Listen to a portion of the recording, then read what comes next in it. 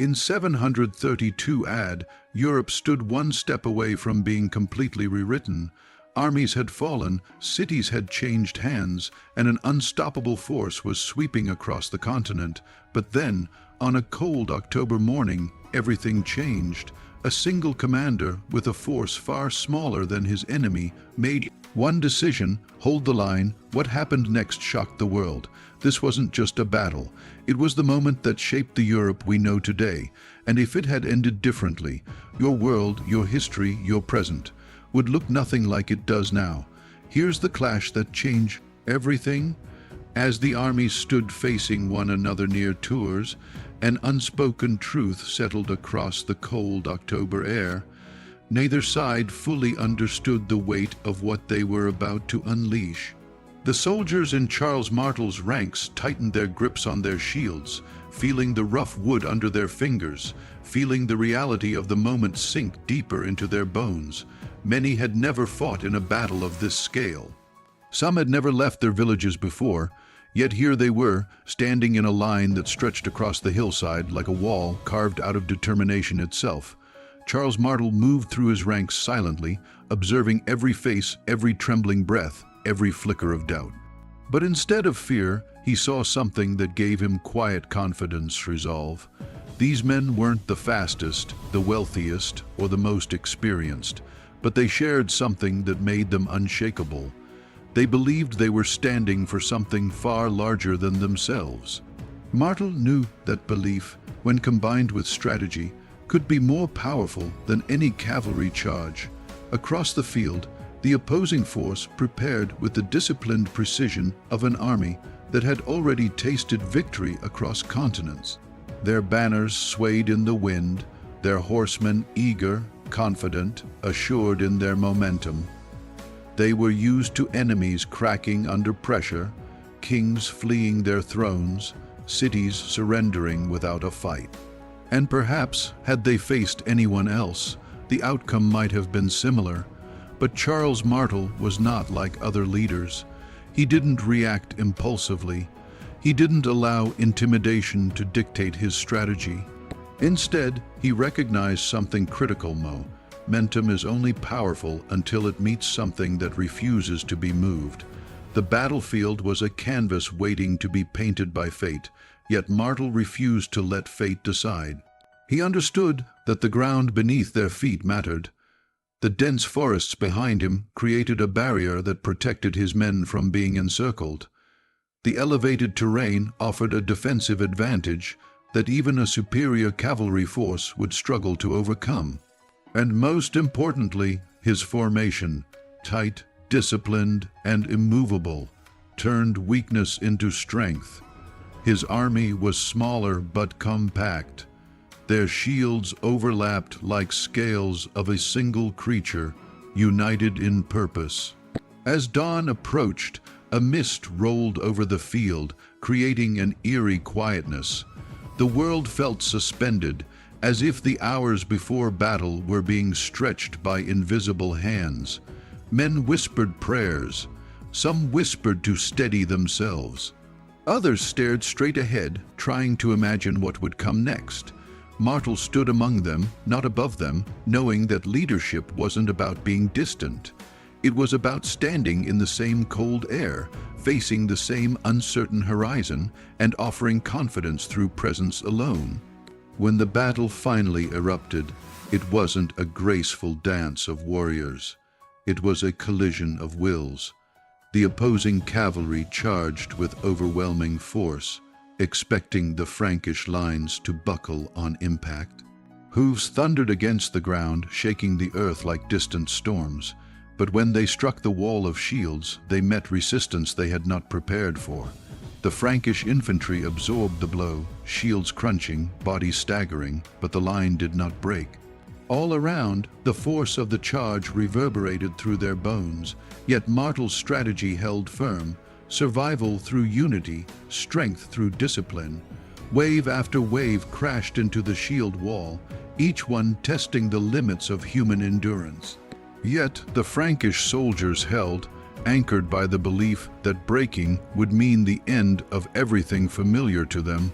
From behind the lines, Martel watched for the moment he had been anticipating, not the strength of the enemy, but the first signs of uncertainty, because even the strongest armies falter when met with unexpected resistance, and slowly that uncertainty appeared.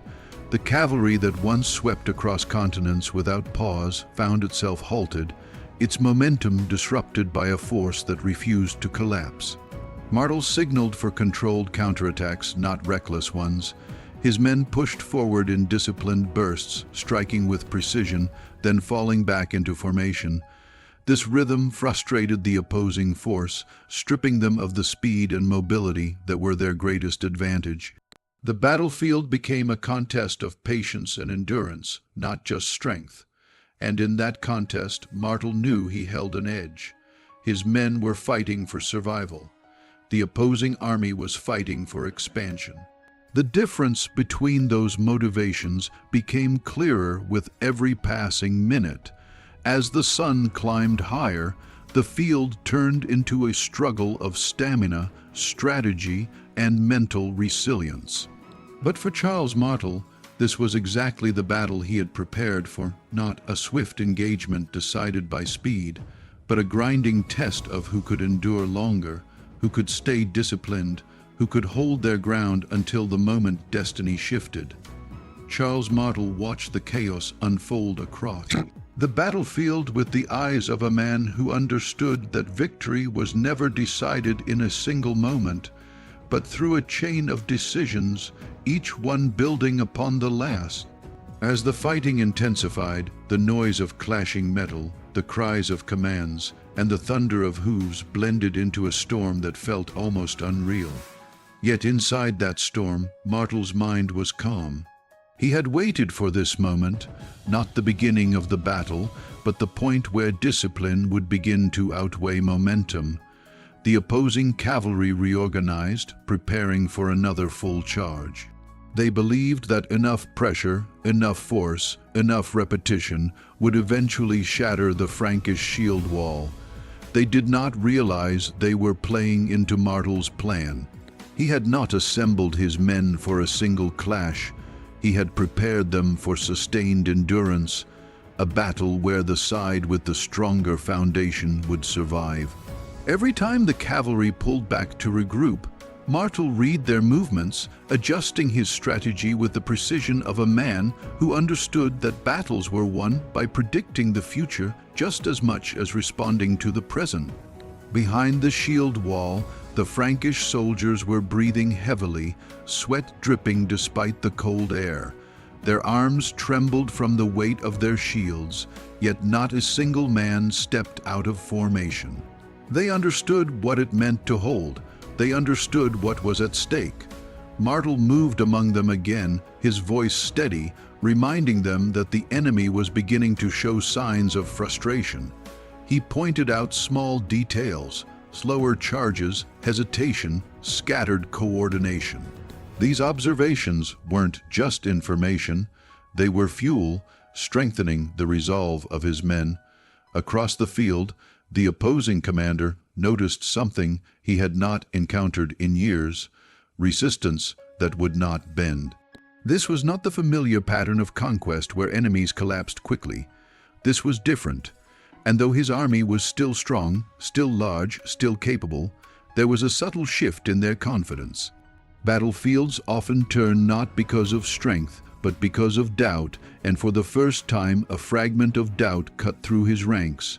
The sun arched across the sky as hours passed. The battlefield, once pristine, now bore the marks of relentless conflict: trampled earth, broken weapons, fallen banners. Yet the shield wall still stood, scarred but unbroken. Every time the cavalry approached, the Frankish soldiers braced themselves with the knowledge that behind them was not simply land, but a future they refused to surrender. Martel could see the fatigue growing in the enemy's horses, the misalignment in their formations, the growing impatience.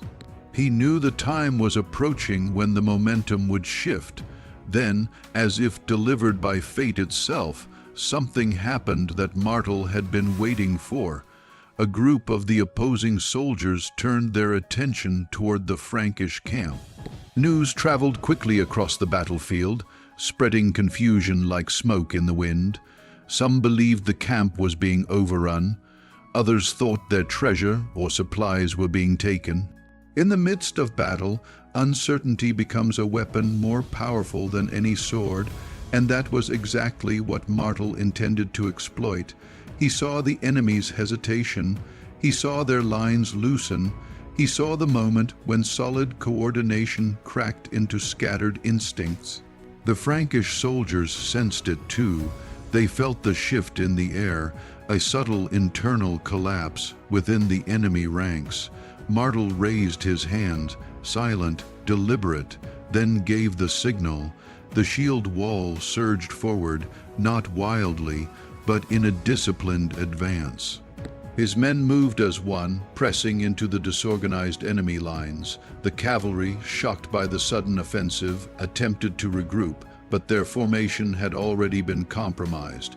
Without a unified direction, they struggled to regain control, and Martel pressed harder, pushing his advantage.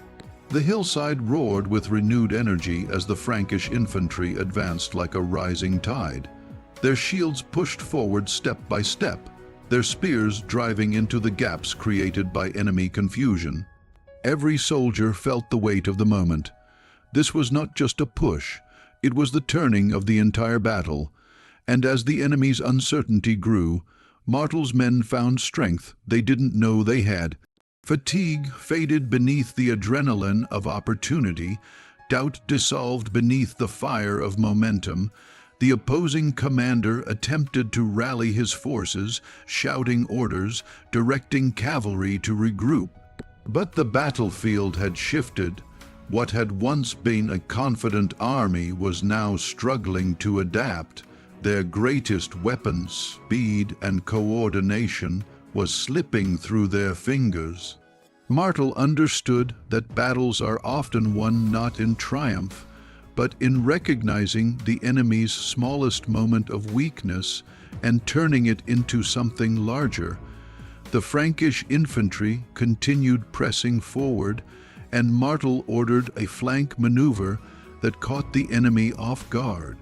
His soldiers moved with purpose, striking at vulnerable points, forcing the cavalry to retreat further and further.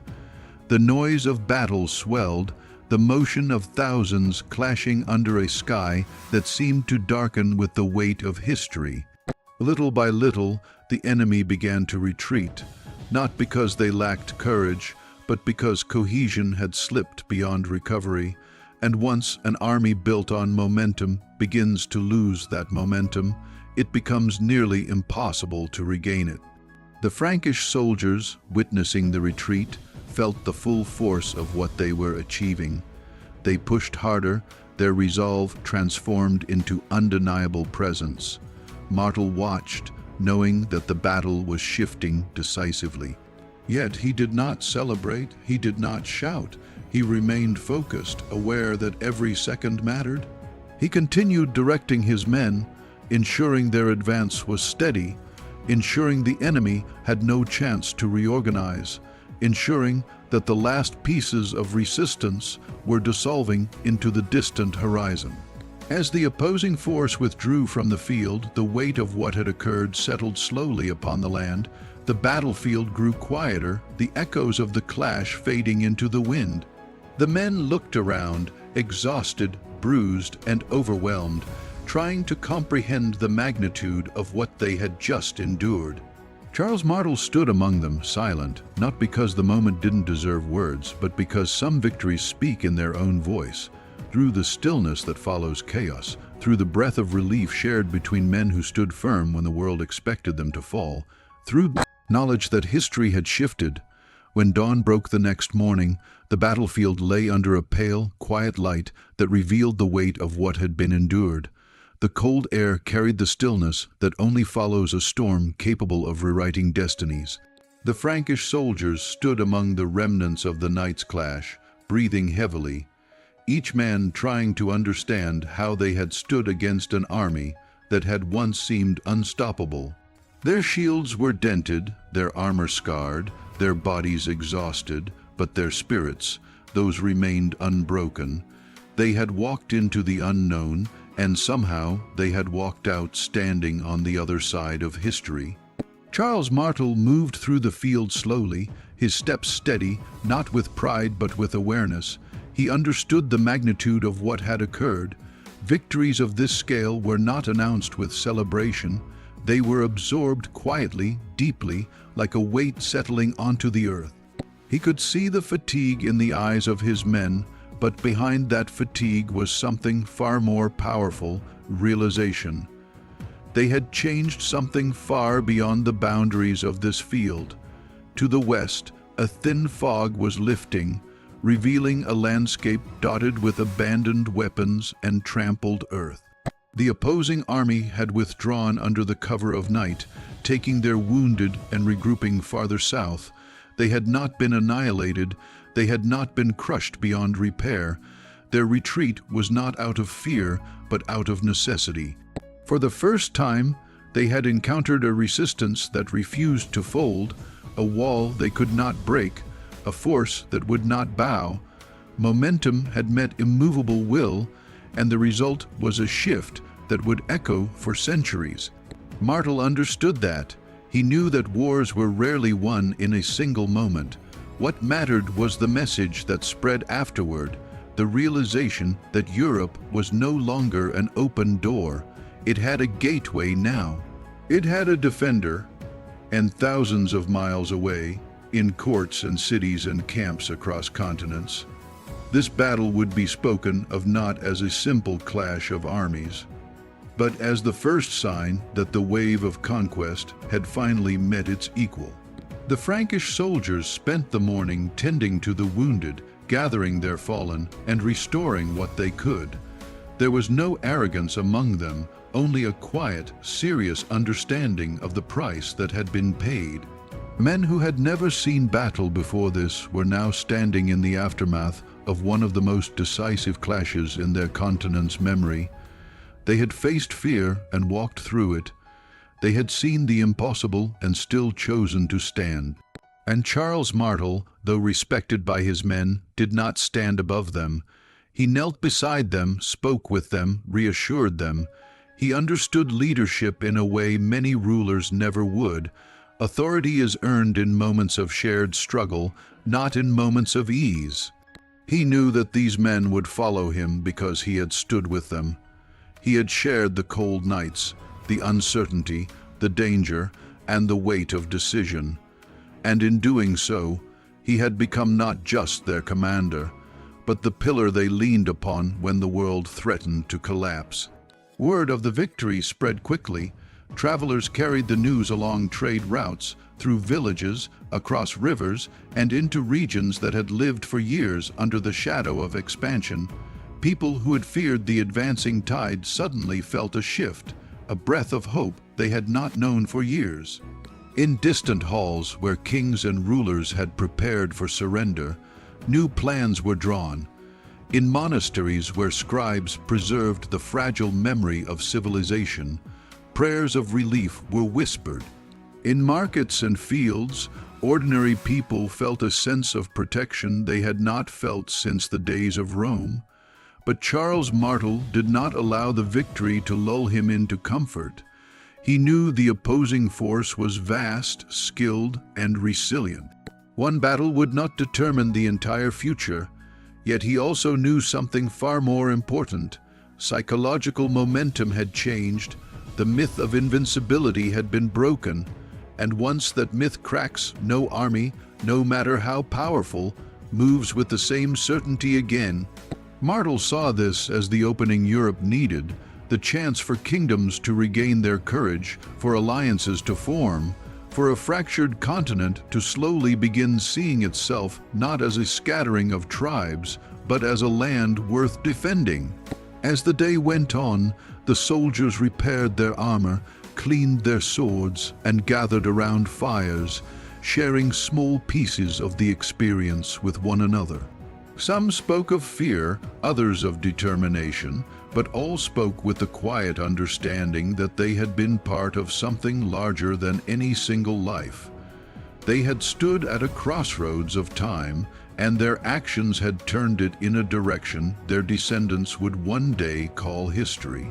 Martel walked to the edge of the hill overlooking the battlefield. From there, he could see the field stretch into the distance, a place now forever marked by the clash that had taken place. He knew that the world beyond this horizon was listening. Somewhere far away, decisions were being made because of what had happened here. He knew that the future, though still uncertain, had been given the chance to unfold differently. Far from the battlefield, in the regions where news traveled slowly, people would eventually hear the story.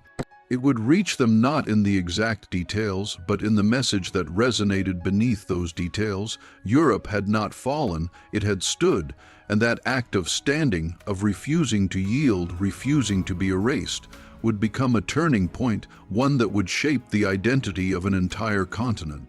Charles Martel did not seek glory. He did not seek titles or crowns. What he sought was stability, a place where his people could live without constant fear of collapse. And as he looked across the quiet field, he understood that history had offered him a rare moment, a moment where a leader is granted the chance to alter the direction of time. He had taken that chance not for himself, but for the world that was still forming beyond the horizon. The men behind him prepared for the march ahead, knowing their journey was far from over. But they marched with a new strength, a new confidence, a new understanding of what it meant to protect the land beneath their feet. And as they moved, the echoes of the battle remained, whispering through the hills and forests, carrying with them the memory of a day when the future of Europe trembled, then steadied, then changed forever. When the dust finally settled over the fields of Tours, the world did not immediately understand what had just happened. There were no trumpets, no grand speeches, no heroic celebrations carved into stone, but history felt the shift. For the first time in decades, the unstoppable force that had swept across continents had been halted, not by a larger army, not by superior weapons, but by the unbreakable will of men who refused to surrender the future. And at the center of that moment stood Charles Martel, a leader who proved that courage is not measured by titles, wealth, or numbers. It is measured by the strength to hold your ground when everything around you tells you to run. His men were not legends when they arrived on that field, but they became legends because they stood in the face of a storm and chose not to break. The Battle of 732 was more than a clash of armies. It was the moment Europe found its spine, the moment an uncertain continent realized that destiny is shaped not by those who seek power, but by those who protect possibility. And the greatest lesson it gives us today is simple. There will be moments in your life when you stand where those soldiers stood, tired, uncertain, outmatched. Moments when the world seems too heavy, when the future feels too far away, when the odds seem impossible. But in those moments, remember this: